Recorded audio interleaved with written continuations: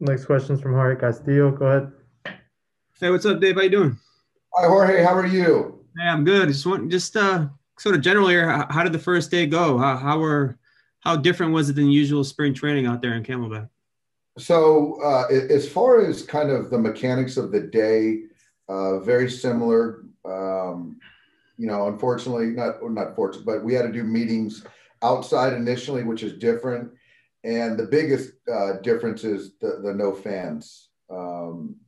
So I think the energy was good internally, but you just don't have that player fan interaction, which was certainly missed. But guys got their work in, saw some good pens today, and today was pretty uneventful, which I thought was a good thing. Do you expect your days to be just very similar to what they were, the usual spring training days? Yeah, I think so. I think that, considering what we went through last year, being mindful of keeping guys, not keeping the guys on the field too long, having the fans here certainly helps. And so now just with being mindful of the monotony and just making sure we just work smart and efficient. Do you have any guys who reported who are, sideline injuries or any other reason? There's a couple guys. Mitchell White's a little sore. Joe Kelly's still coming back. Just a little. He's not quite there yet, but it's nothing like a setback or anything like that. But as far as being active today, Mitchell, Joe were in that bucket. I think everybody else was a full participant. What's wrong with Joe? No, just there was just a little bit of playing catch, and it just kind of got sore on him. His arm got sore on him, so we just want to make sure that we sort of nip it right now. But nothing of really relevance. I just want to be honest. Hmm. And is there a challenge in going back to a 162 game season after going through that, whatever that was last year, the kind of the craziness of last year? Is there a challenge in getting back to that? Yeah, I think there is. I think that it's certainly unprecedented for any team to kind of go from the 60 game to 162. How players respond, time will tell. But I do think that the depth that we have, managing innings as far as on the field playing, managing usage innings pitching, I think is really important. And how we do that, I really can't speak to that right now. But certainly I think it's going to be it's going to be tough. I do believe that. Is there a challenge in you have 7 qualified starters, guys who have done it at this level, at the major league level? Is there a challenge in, there's 5 spots? Is there a challenge in getting those guys on board, or, any challenges that may present? And it's a surplus that I'm sure most managers would love. Yeah, and I think that you can add Jimmy Nelson to that mix too. So that makes 8. And I think that's a good thing. So right now, I think we're just going to look at it as we have 8 viable starters, major league starters. And, as the days, weeks kind of move forward, we'll know more. Thank you, Dave. Yep. Next question is from Kirsten Watson. Go ahead.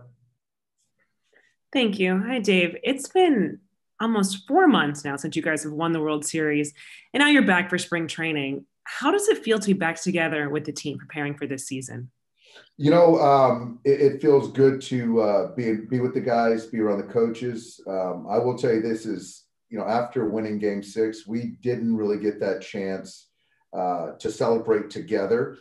And so, granted, everyone from that team won't be here for the first day of full squad workouts, but I really am looking forward to getting everyone together to congratulate everyone. But just to kind of be back in uniform, watching players on the field again, to kind of think back a little bit to 2020, but look out and look forward to 2021 is certainly exciting. And what's the focus for you and the team in these first few days of spring training? I think the thing for all of us is to get back into the swing of things, limit injury, slowly kind of get our feet under us. And I think that nowadays, guys are more prepared in spring training, but I still think that understanding we still have 6 weeks to go. So we slow play guys and make sure guys don't push too hard, too fast. Thank you. Yep.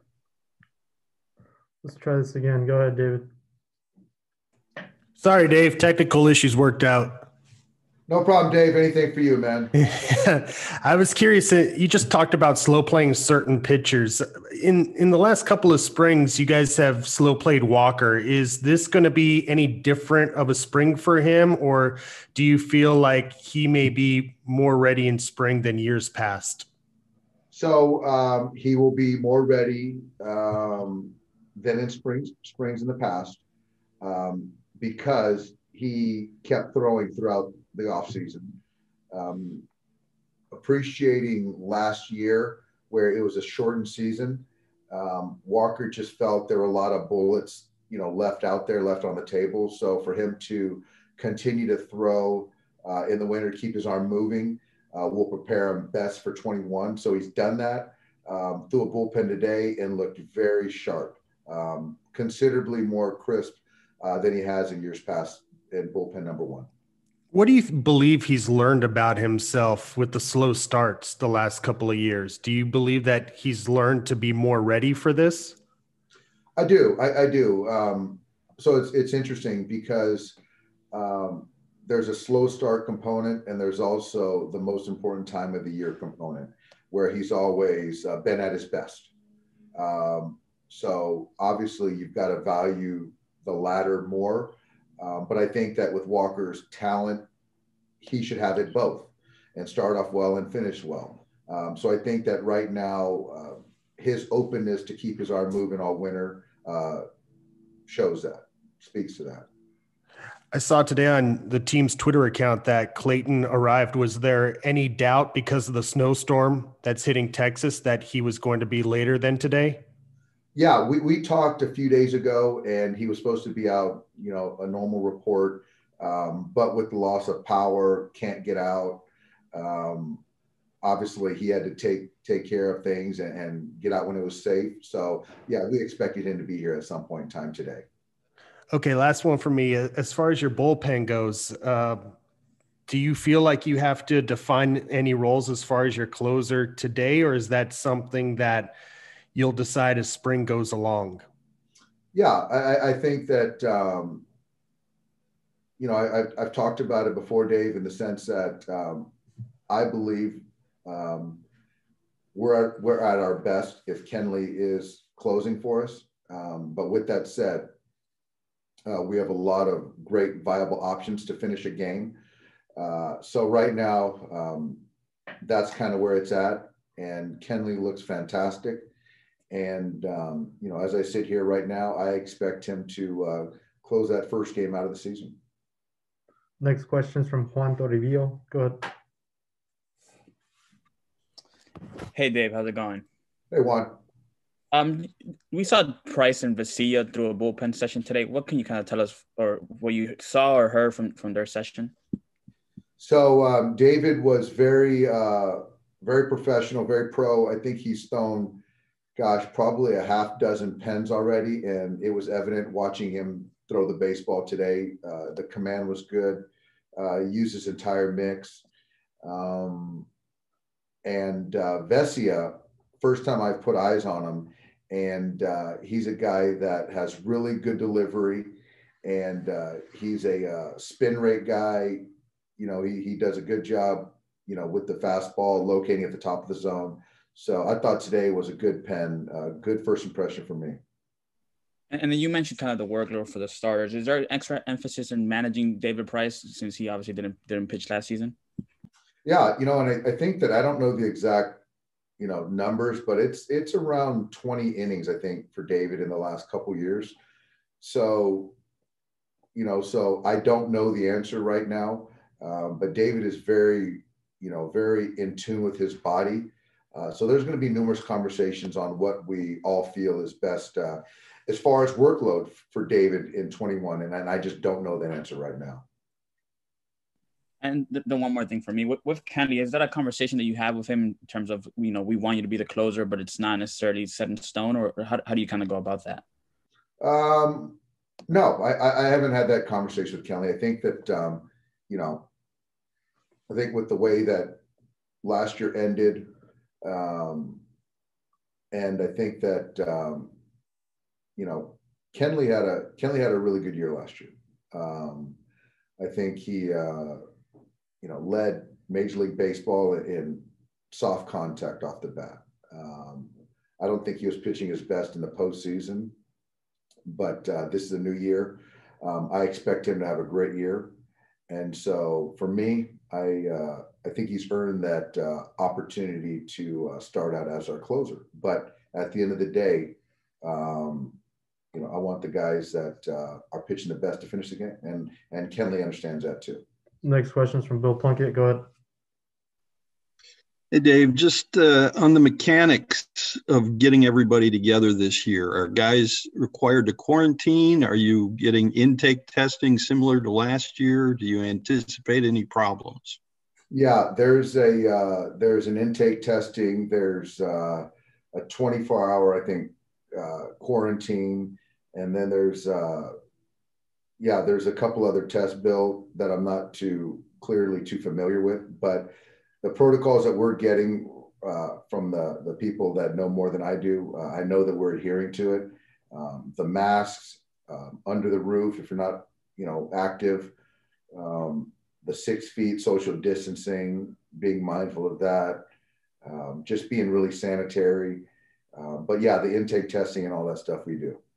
And last year you had a few guys who were late to the preseason because of not passing the testing and stuff. Is there anything to worry about yet on the radar? As of now, no. I think that, as I understand it from Ron Porterfield, we've been pretty healthy. So as far as a pretty like 100%. So let's hope we keep that number. Feel free to knock on wood. Thanks, Dave. Thank you. Next question is from Alden Gonzalez. Go ahead. Go ahead, Alden. Next question is from Dylan Hernandez. Go ahead. Hey, Dave. How are you? Hi, Dylan. I guess just first of all, so have all the pitchers and catchers reported? Cabert's not here. He got hung up with his visa, so we're working on getting him here, but he's not here. Then Clayton showed up today. Okay. On the team's Twitter account, they showed there was like a short clip of you kind of giving a speech there. And they're just kind of, right, you were kind of talking about last year we just weren't going to be denied type of thing. I was just kind of wondering what the theme of maybe the larger theme of the speech was. I think there's a certain way we went about our business last year, and that's understanding the world of 2020 and things that we had no control over, but still had to stay focused on winning baseball games. And I thought we did a very good job of that.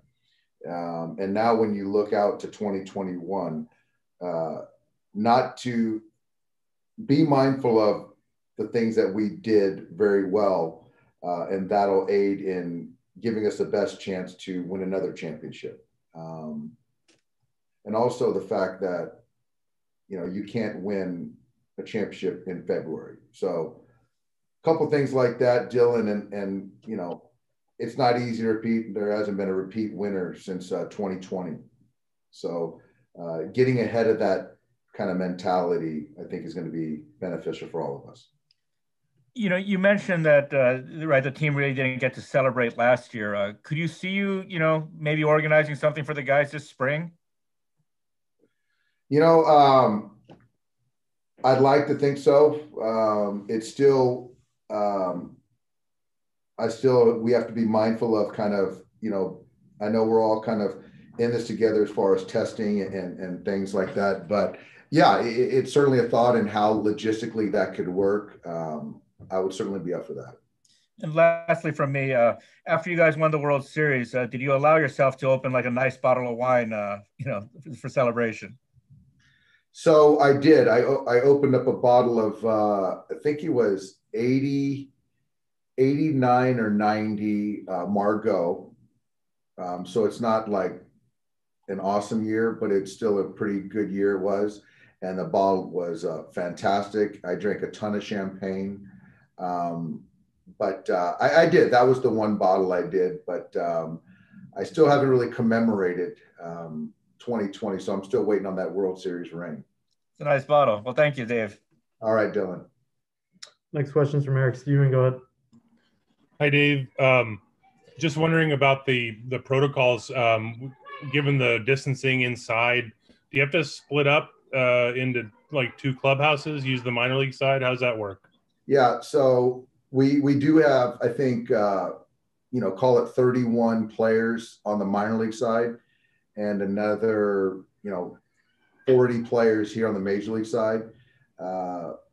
So the morning meeting, as you saw today, probably that we did it in the batting cage outside.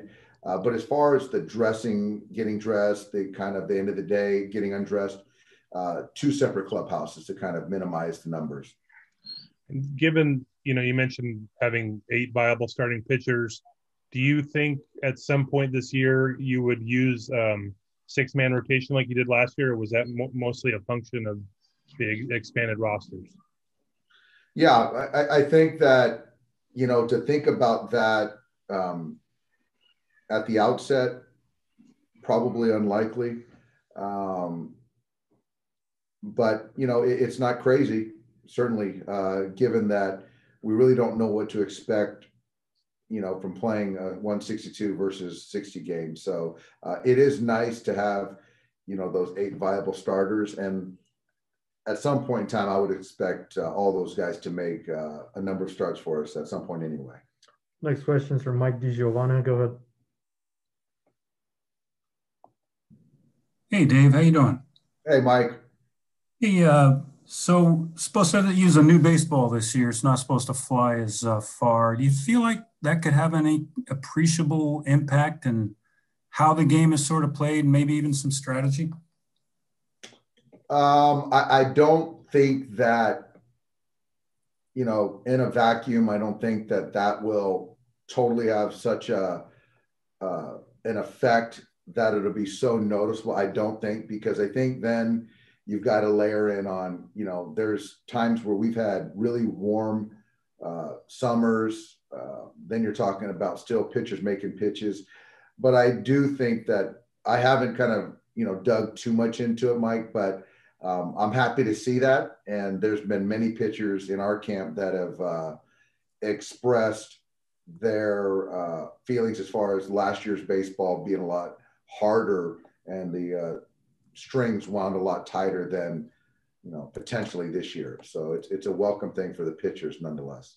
In general, would you like to see the game skew back a little toward more strategy, more contact, maybe some of the things that might come with a ball that doesn't carry as far? Yeah, I do, because I think that I do, because I do think that, the down and away executed fastball that is hit out the other way. I think that, if a pitcher can't go down and away, but the other side is, pitching is ahead of the hitters with velocity and all this kind of stuff with the swing and miss. So that's a debate that can go round and round, but I certainly think that the ball variance and kind of allowing for it to carry less is a good thing. All right, thanks. Got a question from Claudia Gestro. Go ahead. Hi, Dave. How are you? Just real quick, just wondering how's Julio Urias doing, and is he going to throw a bullpen session sooner? Yeah, I think Julio is scheduled tomorrow, and I'll say that this is as good physically as he's looked on day one of spring training. So very proud of what he did this offseason. I got time for one more. Go ahead, Alden. Hey, can you hear me? Yes, Alden. Hey, sorry about that earlier. Just in terms of that innings jump from the 60-game season and just the workload that's going to be required to make up the gap, do you find yourself more worried about your handling of the starters or the relievers? Yeah. I think that they're, certainly you can kind of debate both, but I would say just off the top of my head, Alden, I would be more concerned about the relievers usage being ramped up versus a starter. Now I could just ask a quick follow-up. I know Eric asked you about the 6-man rotation. How much thought have you given to maybe piggybacking starters this season? Yeah, I mean, I don't think it has to be an exact kind of one follow another guy, but that's certainly having guys in your pen that can take down 2 to 3 to 4 innings in a certain game is very, very helpful. Thanks, Dave. Thanks, everybody. Thanks, guys.